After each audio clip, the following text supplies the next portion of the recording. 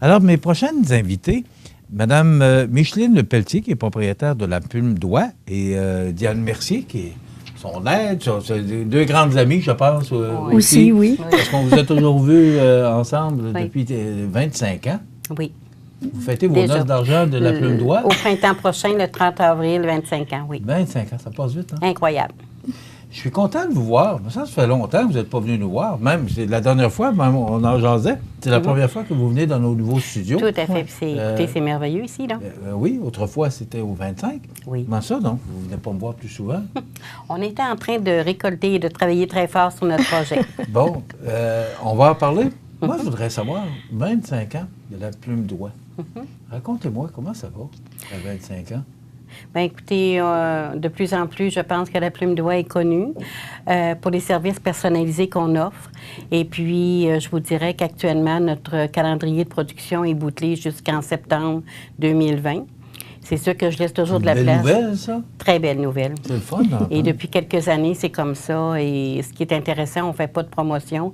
Les gens viennent nous voir parce qu'ils ont aimé les services qu'on leur offrait. Et c'est un climat de confiance qu'il faut établir. Vous savez, avec un auteur, il y a la confiance à établir au début, mais il faut la conserver aussi. Ce qui veut dire que s'ils reviennent pour un deuxième et un troisième livre, on les connaît davantage, on connaît ce qu'ils désirent. À ce moment-là, on se permet de vraiment les accompagner. Puis, personnel, on conseille, on n'impose pas, on conseille. Et puis, écoutez, on est quand même une petite maison d'édition, mais dans le coin, je suis contente d'être encore là. Écoutez, j'ai pas de subvention. C'est vraiment avec beaucoup de travail, puis beaucoup d'écoute, puis beaucoup de... J'ai des gens autour de moi qui sont formidables. Vous savez, j'ai Diane qui est là à côté de moi, qui est là pour m'aider à accueillir les gens, pour pouvoir partager aussi des fois les hauts et les bas qu'on a dans une entreprise. Parce qu'il y en a. Parce qu'il y en a. C'est pas toujours holé. Donc, pour tout ça, puis mon équipe, j'ai une correctrice qui est là depuis le tout début, Mme Nicole Bernier du Cap-Saint-Ignace. J'ai actuellement Mme Pauline Gill qui s'est offert à venir joindre l'équipe. Donc, pour nous, c'est un honneur d'avoir cette grande dame-là avec nous pour nous aider justement à faire des textes et à corriger. Pour aussi aider Mme Nicole Bernier. Vous savez, fait que j'ai une équipe, j'ai Julien Simard, on pourra en parler un petit peu tantôt, les autres qui se sont joints pour ce projet-là, mais il reste que, écoutez, j'ai que des belles personnes autour de moi. Fait qu'à ce moment-là, je me calcule privilégiée, puis j'ai aussi des auteurs extraordinaires avec qui on partage des beaux moments. Peut-être raconter aux gens qui nous regardent, c'est quoi votre travail exactement? À partir du moment où l'auteur va vous rencontrer, qu'est-ce qui se passe par la suite? C'est-à-dire que l'auteur nous présente son manuscrit et on ne publie pas n'importe quoi. On a quand même une qualité, un standard qui est important à respecter. Donc, il y a un comité de lecture dont nous faisons partie toutes les deux du comité. Et si le manuscrit n'est pas à point, on leur conseille tout simplement de le reprendre pour telle chose, ou développer, ou s'il y a des longueurs. Vous savez, il faut se faire un peu critique, mais il ne faut pas aller avec un côté personnel dans le sens de dire, bien, moi, je lis seulement des romans historiques, je ne lis pas des biographies ou vice-versa. Il faut être vraiment ouvert d'esprit. Et puis, une fois qu'on a accepté le manuscrit, nous, on conseille le format, le papier, qu'est-ce qu'on va faire avec le livre. On parle aussi de la promotion un peu avec l'auteur, quoique la Plume d'Oie, maintenant, n'a plus de distributeur parce qu'on était avec Benjamin, chose du passé, mais malheureusement, ils ne sont plus là. On fait des petits tirages, des 100, 150, 200. Là, je viens de faire un livre de 1200 copies. C'est une exception. On ne fait plus de gros tirages, à moins que c'est vos gros livres-là qu'on va faire à 1000, 1500. Fait que c'est ça. Pourquoi? Une fois Parce que c'est trop exigeant? C'est trop exigeant, puis le marché du livre est pas saturé, mais il y en a énormément. Et on ne peut pas faire rêver l'auteur à dire, écoutez, on va en vendre 1000 exemplaires quand on sait vraiment que l'auteur, d'abord, il faut qu'il soit en arrière de son livre. Faut qu'il s'en occupe. C'est lui qui est le meilleur vendeur. Nous, on est là toujours pour accompagner. Fait que si on va avec 200 qui les épuisent, puis qui reviennent en réimpression, maintenant, avec l'impression à la demande, c'est merveilleux. L'auteur vend ses 200 livres, c'est un succès pour lui. Il en refait faire 25, 50, 75 à la fois. Donc, il ne se retrouve pas avec des boîtes chez lui, puis avoir une expérience négative. Ça devient positif, et c'est ce qu'on veut. On veut vraiment que les gens soient bien dans cette expérience de produire un livre. Avant qu'on parle du projet, j'ai une petite question parce que vous dites qu'il y a beaucoup de livres, beaucoup d'auteurs. Est-ce qu'il y en a trop? Je ne crois pas. Je pense que chacun a sa place à exprimer. Je pense qu'aujourd'hui, les gens, avant ça, c'était réservé aux notaires, aux avocats, aux médecins qui écrivaient des volumes. Maintenant, les gens ont le goût de partager des écrits. Je ne vous dirais pas que je suis toujours en accord avec ce qu'il y a sur le marché, mais on est... Écoutez, c'est personnel, on n'est pas mauvais juge. Puis moi, je me dis, il y a une place au soleil pour tout le monde. Donc, si tu écris avec ton cœur, tu écris respectueusement, que tu apportes des choses positives, écris ce que tu as à dire, je pense que tu as ta place. Si, par contre, tu as des choses qui sont plus négatives, à ce moment-là, je pense qu'on a un travail à faire avec soi-même. Puis après ça, une fois qu'on est capable de trouver le beau, hein, parce que dans toute épreuve, il y a toujours... on peut grandir. Et puis, c'est ce que j'invite les gens à dire. Vous avez une expérience de vie, c'est important d'en parler. Chacun est unique. Et c'est un petit peu dans ce sens-là que nous, on accompagne les auteurs. Mais vous avez un comité de lecture. Est-ce que ça veut dire que des fois, vous pouvez refuser des... Sur 10 manuscrits, on en refuse au moins 7. Ah oui. C'est les 7 qu'on refuse, il y en a qui vont travailler dessus.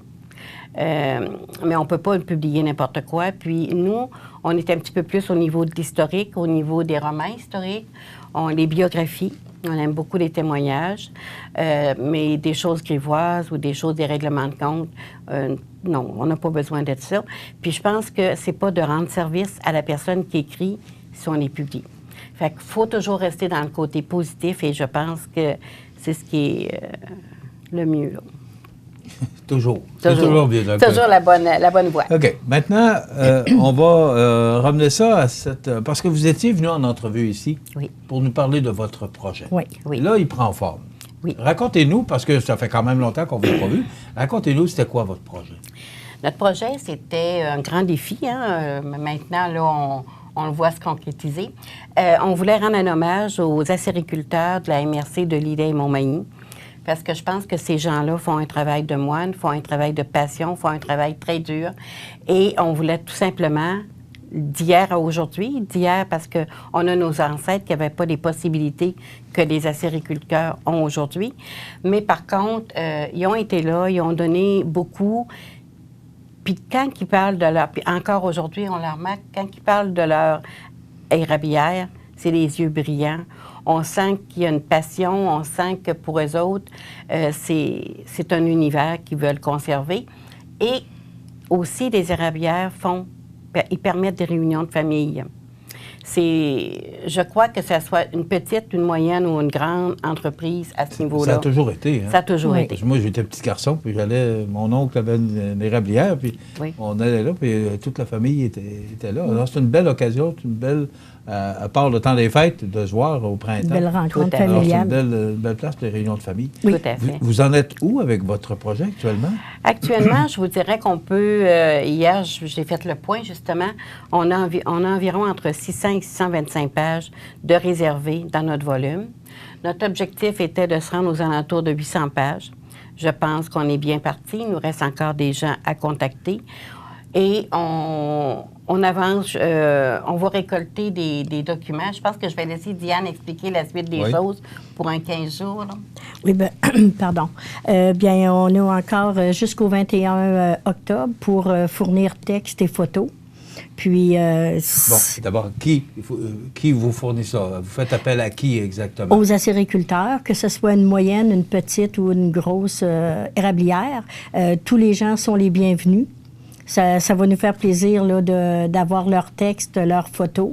Puis, permettez-moi de vous poser la question, parce que vous avez 625 pages, là, est-ce qu'il y a encore du monde? Est-ce qu'il y en reste encore? Énormément. Oui, énormément. il y en a encore. C'est important de... Oui, il y en a encore. Là, on en a beaucoup déjà, mais on a encore de la place pour avoir des gens là, qui ont quelque chose à dire puis qui veulent laisser un témoignage pour les générations futures, pour leurs petits-enfants, leurs enfants. Alors, nous, on est prêts à les recevoir, recevoir leurs textes, puis on leur fait approuver. Alors, ils n'ont pas besoin d'avoir peur. C'est vraiment ce qu'ils vont nous fournir comme texte qu'ils vont avoir dans le livre. Et tout ça gratuitement. Oui. Oh, t'as pas le mentionné. C'est très important, hein, Oui. je pense. Le mentionner. Oui, c'est Peu très importe important. le nombre de photographies ou le texte, c'est gratuit. On ne pouvait pas faire une sélection ou décourager les gens. Puis, vous savez, aujourd'hui, il y a toujours des sous qui sont demandés. Fait que nous, dans notre cas, c'était vraiment un hommage. Donc, tout est gratuit. Le livre va être en vente, évidemment, au mois de décembre. Il va y avoir 2 lancements. Un dans la MRC de Montmagny à Cap-Saint-Ignace, à l'église le samedi soir, le 14 décembre. Et dimanche, le 15 décembre, à la municipalité, à l'église de Saint-Marcel-de-Lillet, pour les gens des paroisses environnantes.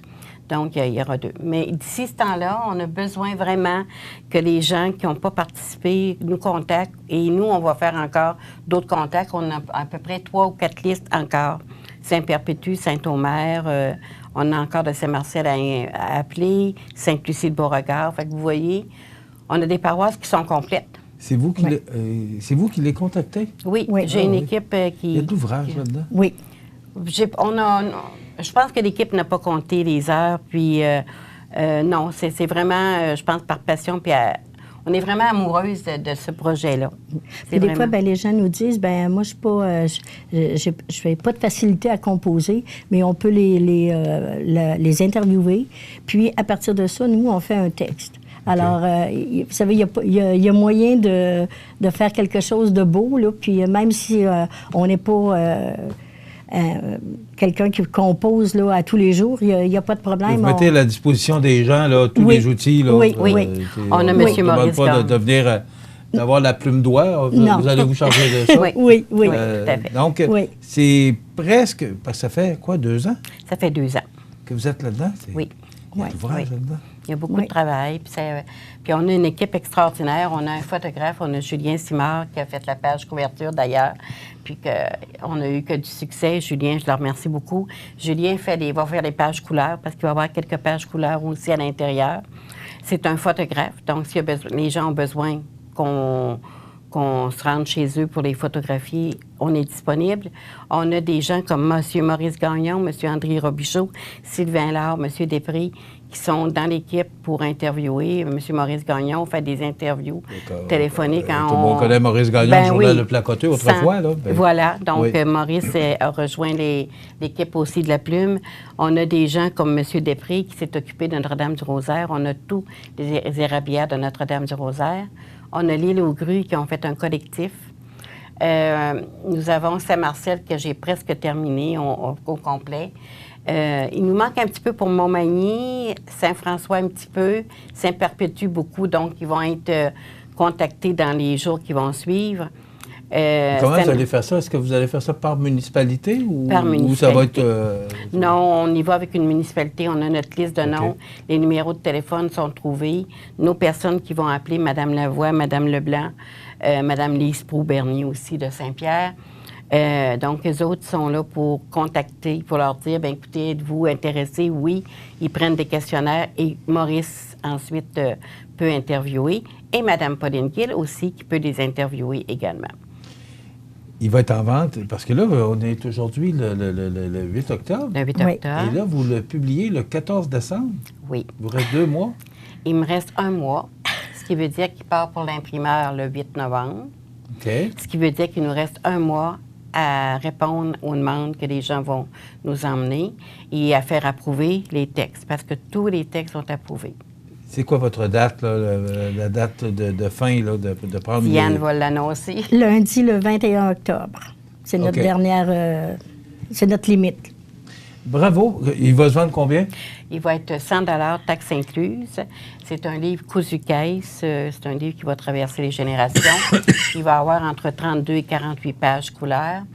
Il va avoir entre 700 et 800 pages. Donc, il va être au coût de 100 $ taxes incluses. Et ceux qui vont payer réservé maintenant, bien, ils s'assurent d'avoir une copie. Parce que moi, si j'ai 800 livres de réservé, j'en fais faire 1000. Donc, si on veut s'assurer d'avoir notre copie, il faut communiquer avec La Plume d'Oie, soit par courriel ou... C'est quoi le numéro de téléphone? Le numéro de téléphone est 418-259-1363. De toute façon, vous êtes à Berthier-sur-Mer, là? 259-1363. Voilà. Oui. Bravo. Là, vous allez revenir pour me le présenter. Bien, avec plaisir. Puis on Quand vous tu seras remercie chaud, là, quand de tu nous... seras plus chaud, oui, là, tu oui. sortiras du four. Là. Au mois de décembre, je pense qu'on va venir le présenter. Puis merci aussi à votre équipe de nous permettre de parler de notre projet qui nous tient à cœur. Ça me fait tellement plaisir. Alors, merci, Madame, voyons, blanc de mémoire, Micheline Pelletier, excusez-moi, et Diane Mercier. Ça doit être ça vieillir. On commence à avoir des blancs de mémoire.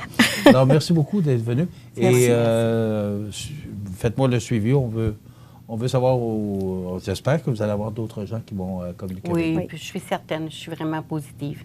Merci beaucoup. Merci. Voilà, alors Micheline Pelletier et Diane Mercier de La Plume d'Oie et ce beau projet sur nos érablières, patrimoine, je le vois avec le reflet de la lumière. Excusez, on va juste le montrer à l'écran. Patrimoine et histoire de chez nous, nos érablières d'hier à aujourd'hui. Tellement de bonne idée. Je salue cette idée-là, vraiment. Là, je trouve tellement, parce que ça fait partie de notre histoire, hein, surtout pour le Québec. Oui. Alors, c'est beau, c'est un beau projet, bravo. Alors, on s'arrête.